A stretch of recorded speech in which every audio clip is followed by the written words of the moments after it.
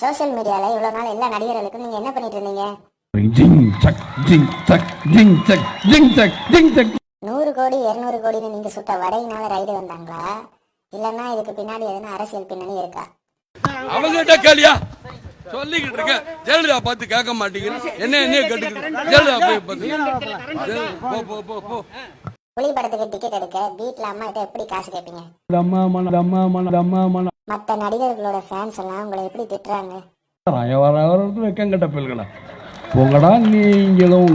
புலியில அண்ணன் கெட்டப் மாத்தினாரு, பாக்குறதுக்கு எப்படி இருந்தாரு? எனக்கு நல்லா வரும் வேண்டாம். படத்துல பஞ்சு டைலாக் பேசிட்டு படம் ரிலீஸ் ஆகிறப்ப பம்புறாரு, இத பத்தி நீங்க என்ன நினைக்கிறீங்க? எவ்வளவு பெரிய கேவலம் தெரியுமா? ஏற்கனவே உலகம் பூரா சிரிச்சுக்கிட்டு இருக்கு, இதுல வேற இப்படி ஒரு தேவையா? புலி பாகுபலியோட கரெக்ஷனை பீட் பண்ணுமா பண்ணாத?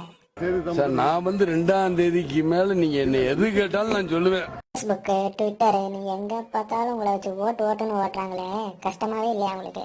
எனக்குலாம் ரொம்ப கேவலமா இருக்கு, எனக்கு ஆத்திரங்கள் வருது. கோவிலுக்கு சாமி கும்பிட போகும்போதெல்லாம் மாறு வேஷத்துல போறாரு, அந்த கெட்டப்ப படத்துலயாச்சும் போடலாம்ல? யோ, சமாளிக்காம பதில சொல்லியா? சரி, IRCTCல எப்படிங்க புலி டிக்கெட் புக் பண்ணீங்க?